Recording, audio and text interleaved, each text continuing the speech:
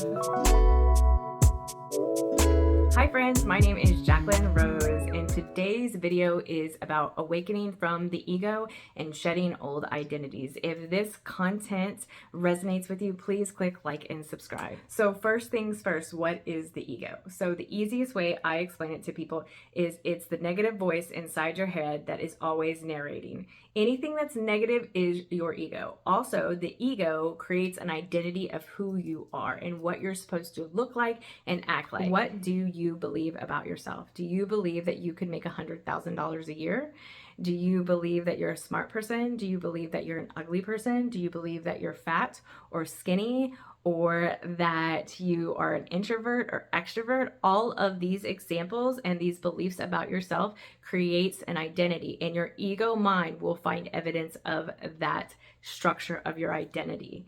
And so when you start to question those things about yourself, so for me, I always thought I was not very intelligent. And so I started to find evidence of the opposite of that. So when you discover what your identity is, the structure that your mind, your ego has created, and then you start to find opposites of those beliefs, is when you can start to rebuild the old ego, the old identity. And when you start to rebuild it, you have different actions, and those actions lead to different scenarios and situations. Are you constantly worried about the future, and do you dwell on past mistakes? So this is one indication that you could be stuck in your old identity and your ego is taking control. One part of my identity is that I needed to keep my house perfectly clean all the time. In my mind, if my house was clean, then everything else was okay. But trying to keep up with the house all the time and be a perfect wife and mother actually made me very miserable, because it was quite impossible to do, and I was taking care of everybody else.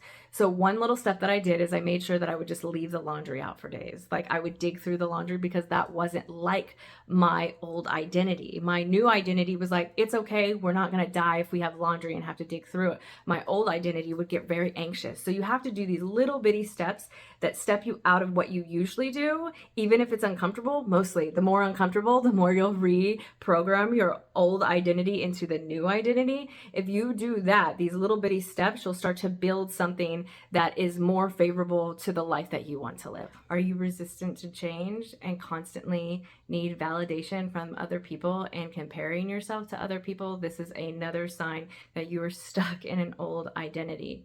Your ego wants to, again, keep you trapped into the same behaviors that you've always done. And sometimes for me, like, I have this weight loss journey that I've done pretty much my whole life, because I've constantly programmed my mind that I'm overweight for years, that I'm constantly struggling with this. And for years, I would gain and lose and gain and lose. And I knew consciously what I needed to do to keep the weight off, but it would always, my mind would always have me going into old patterns to keep me in the old identity. You really have to build up your confidence over and over again and find the opposite of what you believe. But first of all, you have to figure out what you believe about yourself to find the opposite of it.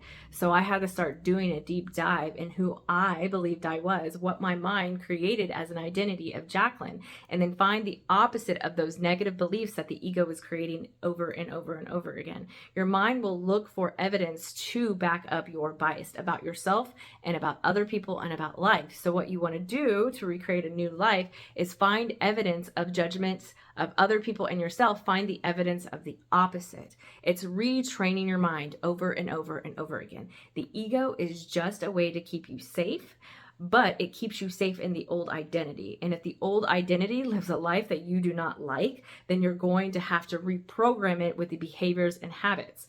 Once it's reprogrammed into your subconscious mind, it will just run and repeat, and you're just automatically this person that wakes up and eats well and works out and all of those things, because you have retrained your identity, you have retrained your ego mind. But you have to know the foundation of what your ego mind is for you to be able to retrain it. So in conclusion, the number one thing that I tell my clients and that has helped me is meditation and subconscious reprogramming.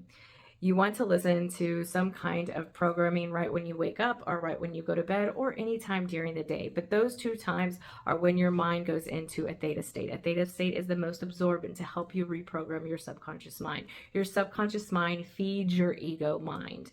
And so it feeds the negative self-talk. And so if we want to reprogram that negative self-talk is one, let's do meditation. Let's do subconscious reprogramming. Say affirmations, listening to positive podcasts, news, social media. You want to always constantly be reprogramming your mind to the positive. You've seen people that are highly negative and people that are highly positive. It's usually based on their environment growing up. And if you want to be a more positive person, you have to put yourself in those environments and you have to be aware of what you are taking in. So meditation helps so much. It gets into that subconscious mind, and so does subconscious reprogramming. You can find any of these online. I also have a course that you can buy that outlines these things. It makes it very easy. I will put all of that information below, but it is so, so important if you want to change your mind that we do it from a foundational level. And the foundation is, what do you believe about yourself? What do you believe about life?